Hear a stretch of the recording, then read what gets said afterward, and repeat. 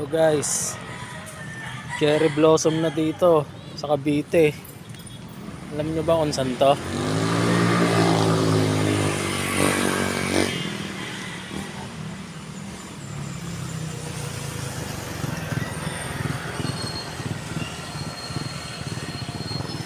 Ayan o, ang ganda o. Maliit lang to. Sinlaki ko lang.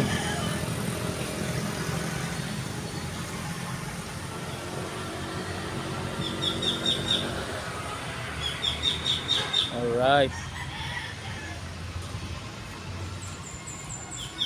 Cherry blossom.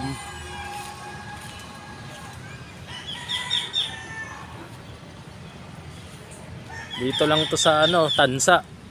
Punta na kayo. Oh, 'di ba? Sinlaki